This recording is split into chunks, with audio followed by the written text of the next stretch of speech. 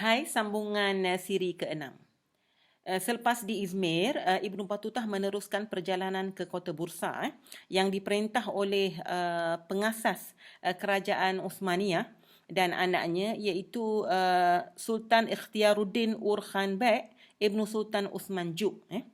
Dan Ibnu Battuta telah bertemu sendiri dengan Sultan Ikhtiaruddin Urkhan ini ataupun Urkhan Beg, di mana baginda sempat memberikan hadiah kepadanya sewaktu dalam kesibukan beliau, kesibukan baginda Sultan. Jadi dicatatkan oleh Ibnu Battuta di sini tentang dua perkara yang menarik. Pertama ialah pengangkutan di Bursa itu dan juga di beberapa tempat lain di Turki yang terdiri daripada kereta kuda ataupun horse cart.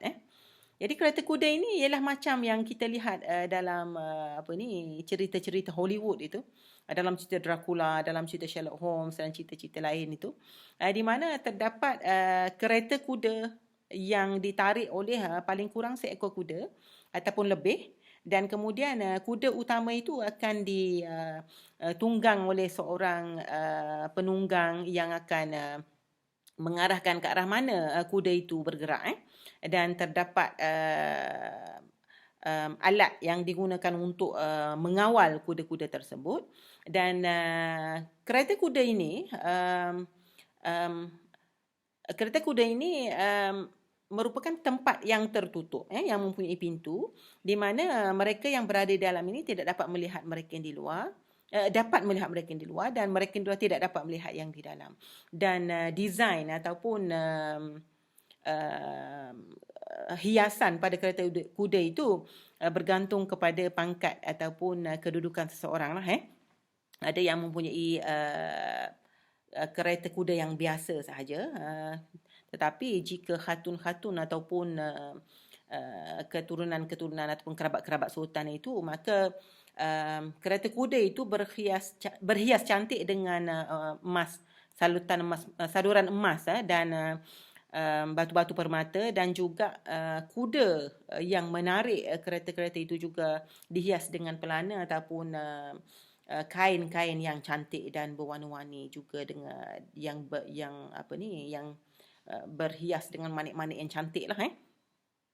Dan begitu juga kata Ibnu Battuta, layanan terhadap wanita di Turki ini sangat istimewa. Jadi mungkin boleh kita baca sedikit di sini apakah yang dimaksudkan oleh Ibnu Battuta itu sebagai istimewa. Digambarkan dalam layanan Sultan Uzbek. Sultan Uzbek kepada 4 orang permaisuri beliau yang dipanggil Hatun lah. Sultan akan bersemayam di atas singgasana dan di sebelah kanan baginda ialah Hatun Taytugli. Duduk bersebelahan dengannya pula ialah Hatun Kabek, manakala di sebelah kiri baginda ialah Hatun Bayalun, dan Hatun Urduja duduk bersebelahan dengannya. Putera sulung Sultan iaitu Tina Beg berdiri di sebelah kanan, putera yang kedua Jani Beg di sebelah kiri singgasana. Seterusnya puteri baginda iaitu Iku Jujuk duduk di hadapan baginda. Apabila salah seorang khatun ini datang, Sultan akan berdiri dan memimpin tangannya hinggalah beliau duduk di atas singgasana. Taytugli yang merupakan isteri ataupun permaisuri yang paling dimuliakan ini, di kalangan semua permaisuri lain, akan disambut oleh Sultan di pintu kubah, dan baginda mengucapkan salam kepadanya lalu memimpin tangannya. Baginda akan duduk di atas singgasana setelah Taytugli berbuat demikian. Dan semua ini berlaku di hadapan orang ramai tanpa sebarang hijab. Dan begitulah keadaannya, begitu hebatnya kedudukan wanita pada waktu itu, tergambar dengan layanan Sultan itu sendiri terhadap isteri-isteri beliau. Dan ini tidak mengira lagi khadam dan jarah-jariah yang mengikut dan membawa kain, mengheret pakaian yang dipakai oleh setiap khatun itu, dan yang berbaris di hadapan dan di belakang, yang sentiasa bersedia dalam keadaan standby untuk menerima arahan dan sebagainya. Dan kata Ibnu Battuta, kehebatan Sultan Uzbek ini menyamai sultan-sultan lain di Mesir, Sultan Syam, Sultan Iraq, Sultan India dan Sultan China. Dan Sultan Muhammad Uzbek Khan ini ialah antara sultan teragung di dunia katanya, yang memerintah kota Kafar, Kiram, Majar, Azak, Surada, Khwarizmi dan Sara. Dan pada perjalanan kali ini, Ibn Battuta berhasrat untuk pergi ke Arduz Zulmah, iaitu bumi yang gelap. Bumi yang gelap ini ialah Siberia yang menghala ke arah Arktik dan berada di dalam wilayah takluk Rusia pada waktu ini. Tetapi kerana perjalanan yang sejuk dan berbahaya serta tidak ada yang sanggup untuk ke sana, di mana kenderaan yang tertentu yang ditarik oleh anjing serigala sahaja yang boleh digunakan untuk akses pada tempat itu, maka Ibn Battuta yang sangat tidak tahan sejuk ini diceritakan kemudian membatalkan hasrat itu. Dan dalam perjalanan menuju ke Konstantinopel itu, Ibn Battuta telah mengikut rombongan isteri yang ketiga Sultan Muhammad Uzbek, iaitu Khatun Bayalun. Dan Sultan Konstantinopel ataupun Istanbul pada waktu itu ialah Takfur Ibni Sultan Jirjis. Jirjis ni maksudnya George di dalam bahasa Inggeris, dan Sultan Jirjis artinya ialah King George. Jadi disebutkan oleh Ibn Battuta, King George ini ingin bersara daripada jawatan sultannya itu dan telah menyerahkan pemerintahan kepada anaknya Takfur, dan beliau telah beribadat di monasteri ataupun di sini disebutkan oleh Ibn Battuta sebagai Maristan. Maristan dan Manistarat, yang saya rasa dalam bahasa Inggerisnya ialah monasteri. Jadi monasteri ini merupakan tempat dua dalam satu, di mana satunya untuk mereka yang ingin beribadat kepada Tuhan sehingga akhir hayat mereka, dan yang kedua ia juga menyediakan tempat untuk orang-orang tua dan juga golongan fakir dan kurang upaya untuk didiami. Dan mereka yang di Konstantinopel ini, di Istanbul ini, yang bukan Muslim ini, memanggil orang Islam sebagai Saracen. Dalam bahasa Arab ni Sarakin. Dan daripada kota Istanbul ini, Ibn Battuta meneruskan perjalanan ke Khwarizmi, iaitu di dalam satu musim sejuk yang sangat dingin, sehingga diceritakan oleh beliau dengan pakaian yang tebal dan kasut khuf yang beliau pakai itu pun, apabila mengambil wuduk dengan air panas, serta-merta air itu akan bertukar menjadi ais dan melekat di misai dan janggut beliau. Jadi begitulah juga air sungai menjadi air batu, sehingga masyarakat di Khwarizmi ini berhati-hati berjalan di atas sungai ini. Jika tidak kena cara, maka apabila merekah mereka akan jatuh ke dalam sungai dan akibatnya ialah kematian.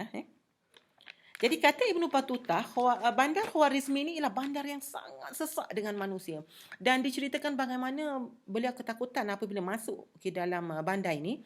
Beliau tidak dapat meloloskan diri dan ataupun berpatah balik untuk balik ke kemah dia, kerana ramainya manusia pada waktu itu yang berjalan pada waktu puncak itu. Dan akhirnya setelah berjaya, maka usaha seterusnya untuk masuk berjumpa dengan Amir ataupun Sultan di Khwarizmi itu dibantu oleh mereka yang daripada istana dan dibawa masuk dengan cara yang lebih sesuai. Dan di Khwarizmi ini terdapat makam mufassir yang terkenal, iaitu Al-Imam Al-Allamah Abul Qasim Az-Zamakhsyari, yang mengarang tafsir Al-Kashaf dan juga merupakan seorang ahli bahasa yang mengarang kitab Asasul Balaghah dan Al-Mufassal. Beliau meninggal pada tahun 538 Hijrah, lebih kurang pertengahan kurun ke-13. Kata Ibn Battuta, mazhab utama di sini ialah Mu'tazilah, tetapi tidak dizahirkan kerana Sultan Uzbek merupakan sultan yang bermazhab Ahli Sunnah wal Jamaah.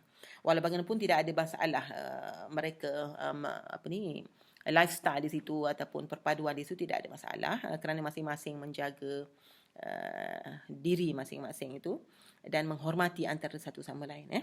Dan ada sedikit kisah lucu yang diceritakan oleh Ibn Battuta berkenaan dengan seorang raja non-Muslim yang bernama Raja Kabek. Raja Kabek ini adalah seorang Kristian tetapi sangat adil dan baik terhadap orang Islam serta menghormati mereka. Jadi pada satu hari beliau berjumpa dengan seorang faqih Muslim. Jadi katanya, wahai faqih, kamu mengatakan bahawa Al-Quran itu mengandungi semua perkara dan menceritakan tentang semua perkara. Betul, kata faqih itu. Jadi kata Raja Kabek, jadi di manakah Al-Quran menyebutkan nama beta?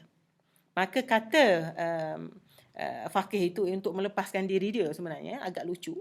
Fi ayyi suratin ma sya'a kabak. Jadi kabak itulah kabak, nama raja tersebut. Jadi sangat lucu tetapi menunjukkan cepatnya berfikir seorang alim untuk melepaskan diri dia daripada kemarahan seorang sultan. Okey, menarik di situ. Okey, dan kemudian Ibnu Battutah meneruskan perjalanan ke Samarkand, Tirmiz dan Nasaf. Di Tirmiz ini ialah bandar yang dinisbahkan kepada Abu Isa Muhammad At-Tirmizi, iaitu pengarang kitab Al-Jami'ul Kabir Lis-Sunan, ataupun Imam Tirmizi lah. Dan di Nasaf ini pula ialah bumi asal Abu Hafs Umar An-Nasafi, seorang alim dalam bidang akidah yang telah mengarang kitab Al-Manzumah. Dan beliau ini jugalah yang telah mengarang kitab Aqaid Nasafiyah yang telah tersebar di muka bumi umat Islam di sebelah Asia Tenggara ini pada kurun yang ke-16 dan telah diusahakan terjemahan ke dalam bahasa Melayu dan telah diajarkan di pondok-pondok, dan kemudian dan merupakan antara buku yang telah diterjemahkan ke dalam bahasa Inggeris dan Melayu oleh Profesor Syed Muhammad Nakib Al-Attas, ditahqiqkan dan kemudian dijelaskan intipati kandungan Aqaid Nasafi itu. Kitab yang sangat penting yang mungkin kita akan cari satu masa untuk membuat perbincangan tentang buku tersebut, Aqaid Nasafi. Dan perjalanan terakhir di bumi yang berdekatan Laut Hitam ini ialah Khurasan, yang merupakan kota terpenting di wilayah ini. Dan satu kota yang dalam wilayah ini ialah Tus, tempat kelahiran Imam Al-Ghazali, Hujjatul Islam, juga makam beliau.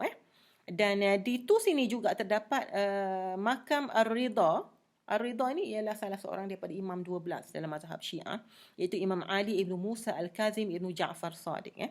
Dan bertentangan dengan makam beliau ialah makam Harun Ar-Rashid, salah seorang khalifah,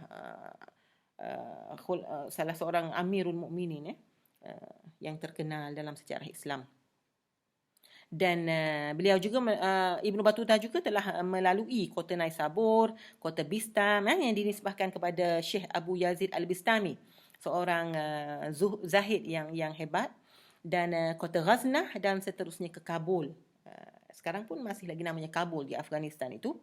Dan Ibnu Battutah mencatatkan hujung catatan perjalanan beliau pada waktu itu sampai di negeri Punjab pada 30 Zulhijjah 734 Hijrah, dan beliau sampai ini selepas melalui padang pasir sejauh 15 hari perjalanan lah. Dan kawasan ini hanya boleh dimasuki pada bulan Julai dan perlu melalui pemeriksaan yang rapi oleh pegawai pelapor Raja India. Jadi setakat ini sahaja dulu untuk siri kali ini. Kita berjumpa lagi untuk membicarakan tentang ikhtisar kedua, iaitu berkenaan dengan Sind ataupun lembah Indus, India dan China.